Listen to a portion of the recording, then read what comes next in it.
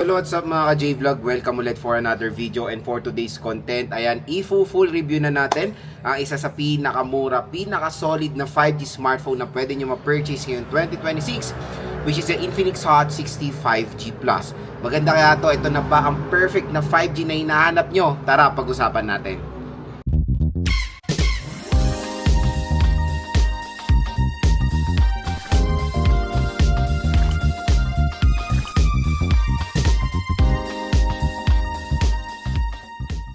Mga ka-J-Vlog, for today's video, i-review natin ang Infinix Hot 60 5G Plus.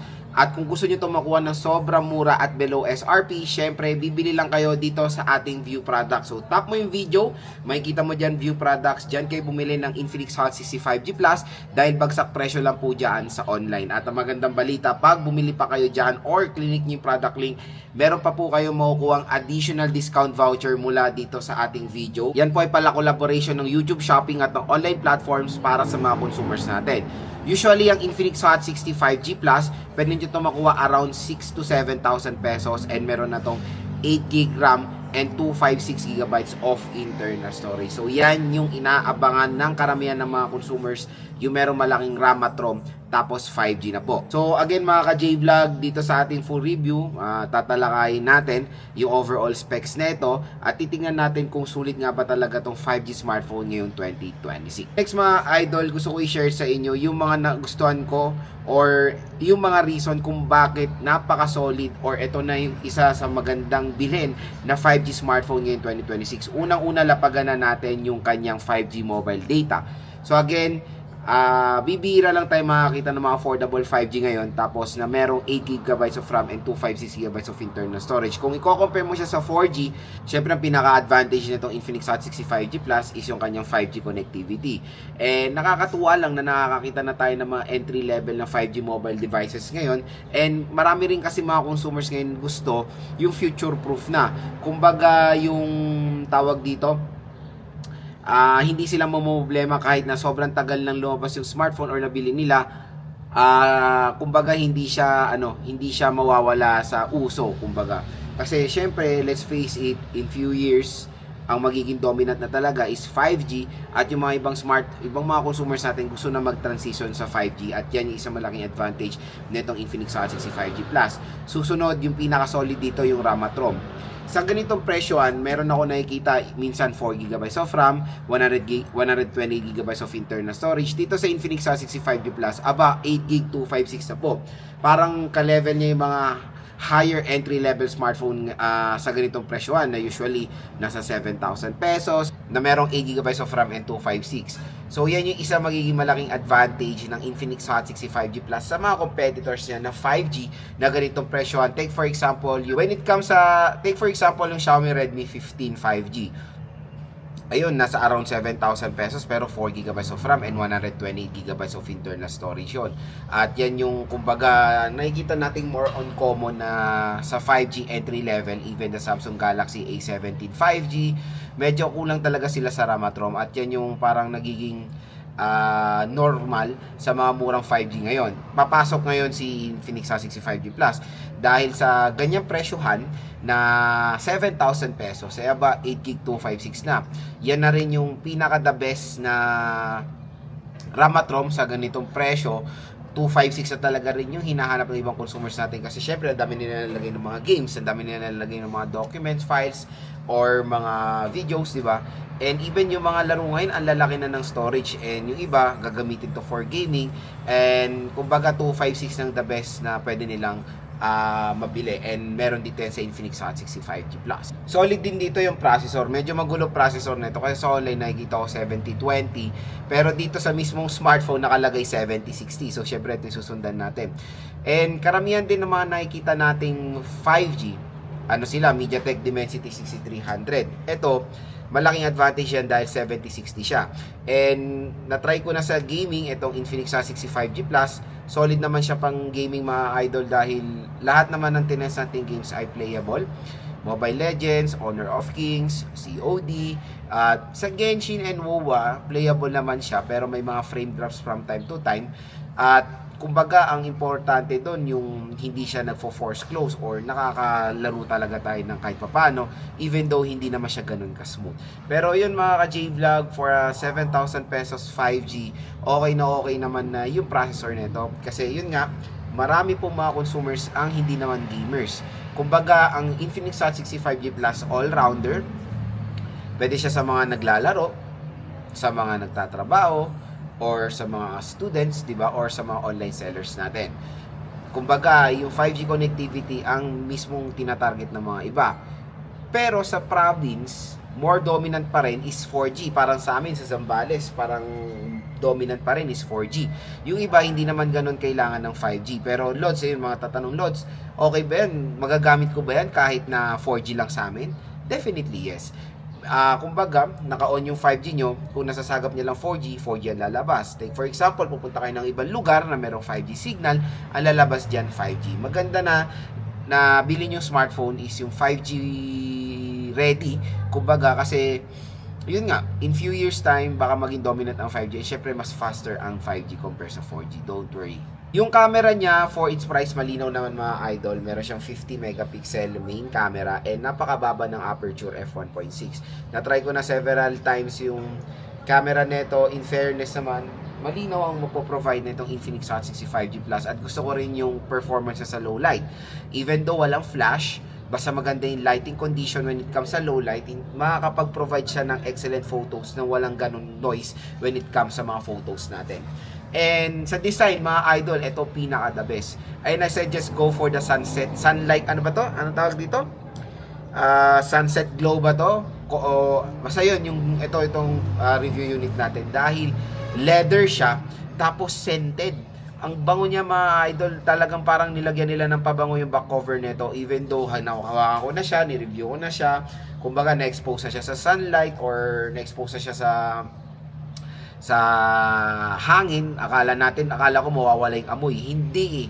Nandun pa rin, naka-intact pa rin yung scent nung back cover nitong Infinix Hot 65G Plus. I don't know kung dyan lang yan sa specific color na yan or sa ibang color ganyan din. Kasi yung ibang color, di ko naman alam kung leather yan. Kasi usually, di ba, pag naglalabas ang mga brands, merong specific color na leather lang. So, pag leather, siguro scented. And meron yan dito sa smartphone na to na nakakatuwa lang, na very attention to details si Infinix, na even though mura siya, nakapag-provide sila ng magandang smartphone na merong aesthetic na design.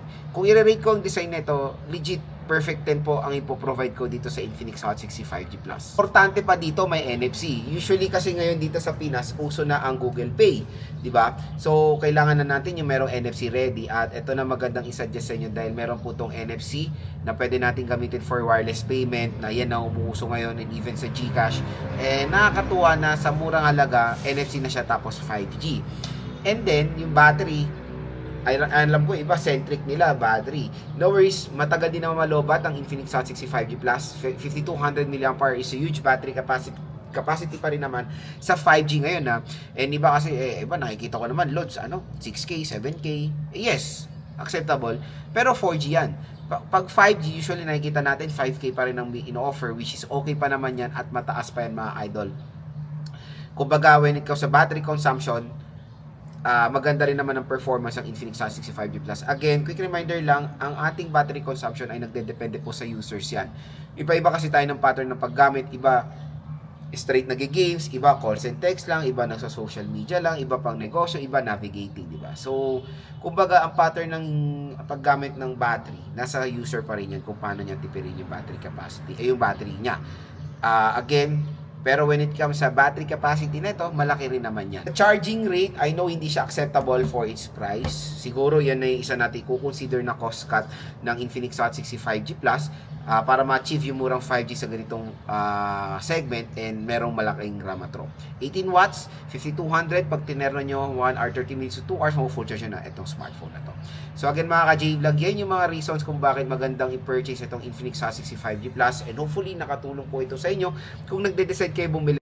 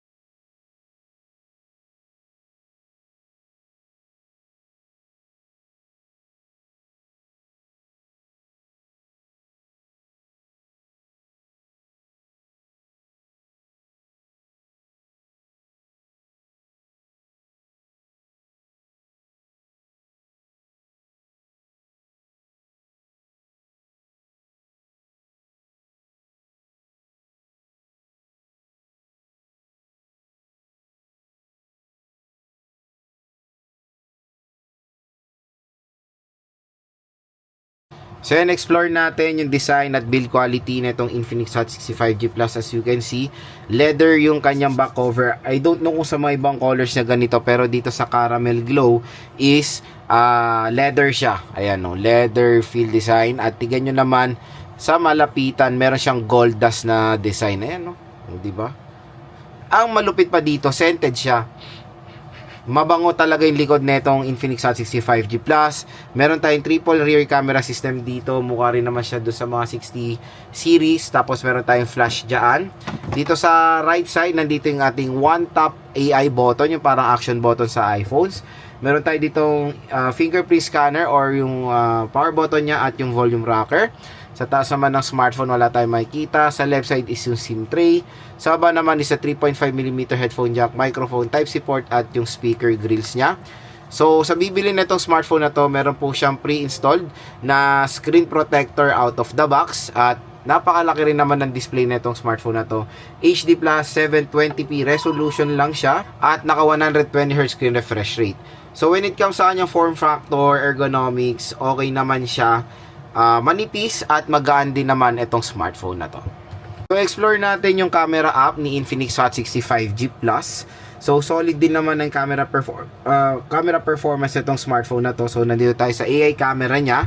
So again, itong dalawang to useless yan. Meron tayong 2x zoom. Ayan o, kahit takpan mo yan. Hanggang 15 times digital zoom po tayo dito. Meron siyang 50 megapixel mode for more high definition photos. So pwede natin customize yung watermark, grid, AI focus at yung settings niya. And meron din tayong aspect ratio dyan. Sa video naman, pinakamax sa resolution niya is 2K resolution up to 30 FPS. Pero sa 1080p, support niya naman up to 60 FPS. Yun yung maganda doon. Meron din tayong vlog mode. So kunyari dito, siya yung gagawa ng template nyo pag nagpo-post kayo, no? Very helpful din sa mga ibang content creators natin. Meron tayong portrait mode for background blur, super night for low light shot, at nagbigay na rin ako ng mga low light shot nito. Mamaya pinakita ko na yung mga low light shot niyan dito sa ating video. Sa more, ayan, meron tayong slow motion, time lapse. Ito dual video, very helpful yan sa mga content creators din natin, na pwede niyang pagsabayin yung rear at front facing camera habang nagtitake ng video. AIGC, portrait mode, pro mode, panorama, and syempre pinaka favorite ko, sky shot. Pagdating naman sa front facing camera, the sad part is hindi nyo magagamit yung night mode niya for the front facing camera. Yun lang naman nakakalungkot doon. Pero meron siyang wide selfie, portrait mode for background blur, at dito rin sa AI cam, ayan, sa portrait, dito nyo man yung beautification niya. And sa video naman sa front, pinakamax sa resolution is 2K resolution din naman. I think meron din siyang 60 FPS sa front facing camera, which is very good. So yun mga ka-J-Vlog, ang camera app ng Infinix Hot 65G Plus. So speaker test tayo dito sa Infinix Hot 65G Plus. So sad to say, single speaker lang siya. Pero check natin. Pag-uusapan natin ang Infinix Hot 65G Plus, kung ano ba ang malulupit ng top features. Ayan, pag cleaners na wala ano.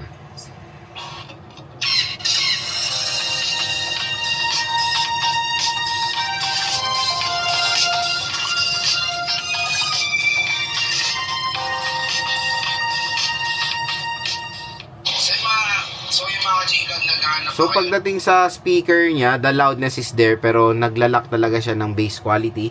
Kaya kung i-rate ko yung speaker na ito, 1 ang lowest and high sa kanyang price na 5G, ang score ko dito nasa 7. So biometrics test tayo dito sa Infinix Hot 65G Plus. So try muna natin yung kanyang fingerprint scanner. So start tayo.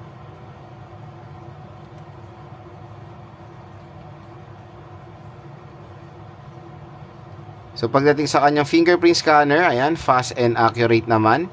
Next is face unlock.